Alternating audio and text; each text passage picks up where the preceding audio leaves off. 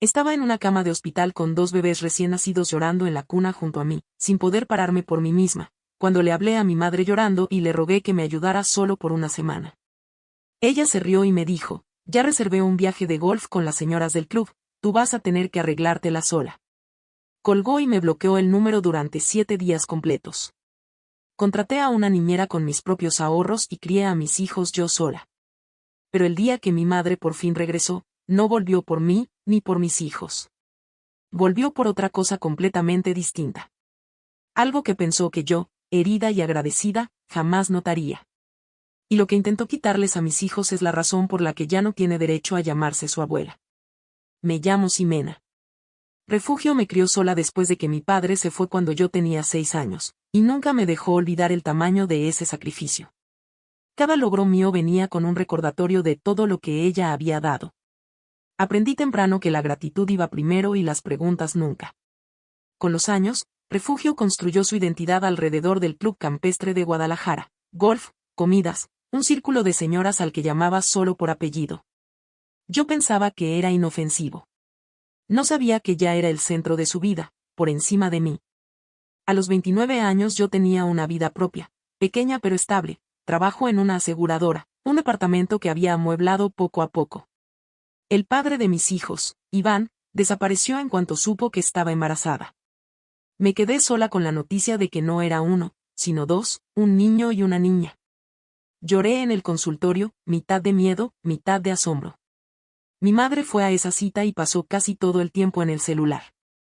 Cuando la técnica señaló el segundo latido, su reacción fue: eso va a salir caro. Ni una palabra sobre el milagro en la pantalla. Me dije que ya se le pasaría. Estaba equivocada. Emilia y Mateo nacieron 7 semanas antes del accidente que lo cambió todo. Esas primeras 11 semanas fueron agotadoras pero manejables. Tenía mi ritmo, un vecino amable, Emiliano, fisioterapeuta, que a veces me ayudaba con las bolsas del súper. No sabía cuánto lo iba a necesitar pronto. Una tarde de martes, manejando de regreso del pediatra con los gemelos bien asegurados atrás, una camioneta se pasó el alto en el cruce cerca de mi edificio. Recuerdo el rechinido de llantas antes que el impacto, y luego el mundo ladeándose. Los gemelos salieron sin un rasguño.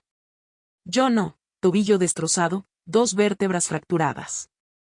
El cirujano me dijo que no podría pararme, caminar ni cargar a mis hijos por al menos 6 semanas.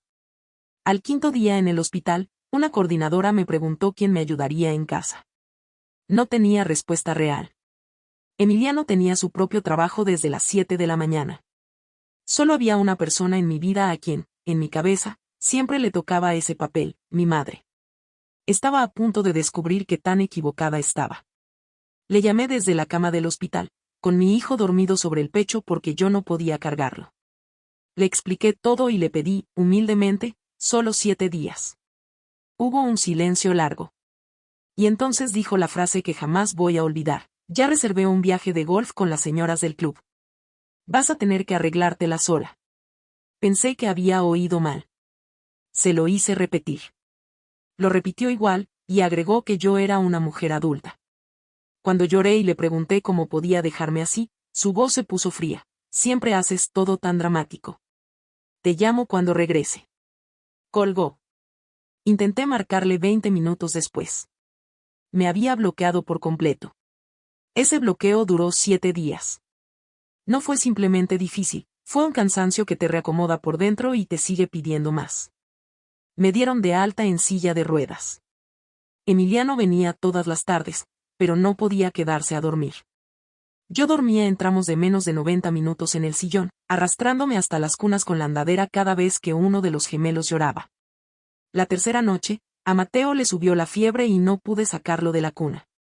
Terminé sentada en el piso, llorando, marcando a una línea de enfermería de urgencias porque no había nadie más a quien llamar. Para el 4.º día bajé casi 3 kilos sin proponérmelo, y una enfermera a domicilio me advirtió que me iba a volver a lastimar si seguía así. Le marqué a mi madre 4 veces más. Nunca entró la llamada. Después supe, por un chat familiar que mi tía me reenvió, que Refugio había subido fotos desde un resort de golf, sonriendo bajo el sol, con el pie de foto. Por fin, un poco de paz y tranquilidad. Lo publicó el mismo día que yo lloraba en el piso con un bebé afiebrado. La cuarta noche llegó un miedo más callado, dudar si de verdad era capaz. A las 2 de la madrugada, en la silla de ruedas, por un instante imaginé simplemente dejar de esforzarme tanto. El pensamiento se fue en cuanto la mano de Emilia se enredó en mi dedo. Pero entendí que esa semana no solo probaba mi cuerpo, probaba si creía merecer la familia que había construido. Para el quinto día tomé una decisión que debía haber tomado desde el hospital. Abrí mi cuenta de ahorros, la del enganche de una casa, y busqué con manos temblorosas una agencia certificada de cuidado de recién nacidos. Se llamaba Guadalupe, Lupita. Entró a mi departamento ese jueves con una carpeta de certificaciones y una calma que no sabía que necesitaba tanto. En menos de una hora ya tenía un horario de sueño y alimentación que tenía más sentido que todo lo que yo había improvisado sola. Le conté mis finanzas con honestidad, y ella ajustó su tarifa sin que se lo pidiera 2 veces. Me dijo algo que todavía repito: no le debes disculpas a nadie por contratar ayuda. Los que debían aparecer gratis eligieron no hacerlo. Ese fracaso es de ellos, no tuyo. Saqué casi 200,000 pesos de mi fondo para la casa para mantenerla de tiempo completo. Se sentía como ver un sueño encogerse, peso por peso. Pero cada peso compró la seguridad de mis hijos y las horas de sueño que mi cuerpo necesitaba. Emiliano empezó a venir más como amigo, trayendo la cena, guiándome en la terapia. Poco a poco, lo que se sentía como emergencia interminable volvió a sentirse como un hogar. Los gemelos crecieron bien. Pasé de silla de ruedas a andadera, y luego a bastón. Lupita aprendió el llanto de hambre de Emilia, el ruido blanco que calmaba a Mateo, aprendió de mis hijos más rápido de lo que mi propia madre, que compartía su sangre, jamás aprendió de mí. Con Emiliano, la confianza fue creciendo despacio, pero con constancia, hasta que algo firme se echó raíces en silencio entre nosotros, sin que ninguno lo dijera todavía en voz alta. El día que Refugio regresó de su viaje, desbloqueó mi número y llamó como si nada hubiera pasado. Voy a ir a ver a mis nietos, anunció, sin mencionar los 7 días de silencio. Cuando le pregunté si entendía qué tan devastadora fue esa semana, me dijo: siempre haces todo tan dramático. Ya estoy aquí, no. Contra mi juicio, acepté que visitara, con Lupita presente todo el tiempo porque ya no confiaba en estar sola con mi madre. Refugio llegó con una amiga fotógrafa del club, y quedó claro que la visita era para fotos armadas, una tarjeta navideña para su círculo social. Apenas volteaba a ver a los gemelos entre foto y foto.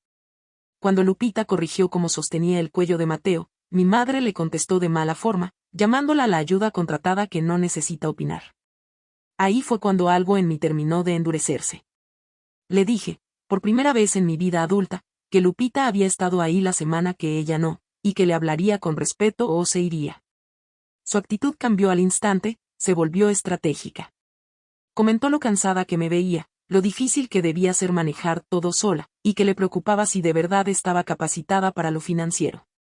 Y ahí, casi de pasada, soltó la verdadera razón de su visita, que la agregaran como cofirmante en las cuentas custodiales de los gemelos, las del dinero de la indemnización del accidente. Lo presentó como generosidad. Algo en lo específico que sabía me pareció mal de inmediato. Yo nunca le había contado de esa cuenta. Le hablé a mi abogado, el licenciado Rentería, y le pregunté si mi madre pudo haberse enterado por algún canal oficial. Lo que me dijo 2 días después confirmó mi peor sospecha. Durante la semana exacta en que mi madre me bloqueó y desapareció, alguien usando su nombre había contactado al administrador de la cuenta, diciendo ser una familiar preocupada ayudando a una madre incapacitada, pidiendo el saldo y volverse firmante autorizada. La solicitud se había negado por falta de documentación, pero quedó registrada con una marca de tiempo que coincidía exactamente con su semana de vacaciones inalcanzable. No había desaparecido por descuido. Había usado la semana en que yo más la necesitaba, la misma en que se hizo deliberadamente inalcanzable, para intentar acceder en silencio al dinero de mis hijos, apostando a que yo estaría demasiado agotada y agradecida para hacer preguntas después. La confronté por teléfono con mi abogado como testigo. Le leí la fecha y hora exactas. No lo negó de verdad, dijo que solo se estaba preparando por si no podías con todo, y me acusó de convertir su preocupación en algo feo. Le dije que la preocupación real hubiera sido aparecer cuando se lo rogué, no intentar meterse a una cuenta sobre la que no tenía derecho mientras yo estaba en silla de ruedas. Le informé que iba a marcar permanentemente su información como restringida, y que cualquier intento futuro sería documentado y remitido a las autoridades. con ayuda de mi abogado, bloqueamos por completo el acceso de refugio a las cuentas, agregando una restricción que exige mi autorización notariada para cualquier solicitud futura. También actualicé mi tutela, nombrando a Emiliano, no a mi madre, como responsable de los gemelos si algo volviera a pasarme. Cuando mi tía se enteró, dejó de hablarle a su hermana. Algunas señoras del club, tan ansiosas por salir en la foto navideña, se fueron alejando en silencio cuando la historia corrió por la familia. Refugio no ha tenido contacto sin supervisión con los gemelos desde entonces. Llama de vez en cuando, cerca de algún cumpleaños. Una vez intentó, a través de mi tía, que reconsiderara por el bien de los niños, presentando mis límites como un castigo hacia ellos. Le pedí a mi tía que le respondiera que el bien de los niños era exactamente la razón del límite, y que haría falta responsabilidad real y sostenida, no un mensaje bien redactado por un tercero, para que ese límite se moviera. Hoy, cuando su nombre aparece en mi pantalla, casi siempre dejo que se vaya al buzón, y ya no siento la culpa que sentía antes. El fondo de la casa que vacié tardó casi un año en reconstruirse, pero lo logré quincena tras quincena.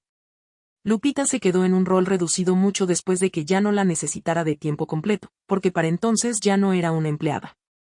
Era la persona a la que mis hijos aprendieron a llamar por su nombre antes que a su propia abuela. Emiliano estuvo presente en silencio en cada semana difícil de ese año, no porque se lo pidieran, sino porque quería estar ahí. Entre terapias y biberones de madrugada, lo que empezó como la amabilidad de un vecino se volvió algo que ninguno de los dos esperaba encontrar en el año más difícil de mi vida. Hace 8 meses me pidió matrimonio en mi propia sala, con Emilia dormida en su hombro y Mateo agarrado de su dedo. Le dije que sí antes de que terminara la pregunta. Mis hijos tienen 2 años. Tienen una madre que corre detrás de ellos sin bastón, un padrastro que jamás trató el criarlos como una molestia, y una exniñera convertida en familia que sigue pasando cada semana solo para verlos crecer. Lupita estuvo ahí la noche de la propuesta, porque para entonces no había momento importante en nuestras vidas del que ella no formara parte. Lloró más que yo, y me dijo que era la primera vez en su carrera que una familia la incluía en los años buenos, en vez de dejarla ir en cuanto pasaba la crisis. Lo que mis hijos no tienen, y no van a tener, es una abuela que miró su vulnerabilidad y mi semana más desesperada, y vio ahí una oportunidad en vez de una responsabilidad. Yo antes creía que familia era tolerar a quien compartiera tu sangre, sin importar qué hiciera con la confianza que le dabas. Ya no lo creo.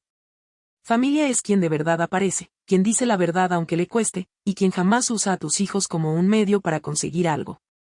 Mi madre me mostró exactamente quién era durante la semana que más la necesité, y por fin la he decidido creer. Si alguien de tu propia familia hubiera usado tu peor semana para intentar quitarte, en silencio, algo que nunca fue suyo, ¿lo habrías notado a tiempo? ¿O la gratitud se hubiera atravesado primero?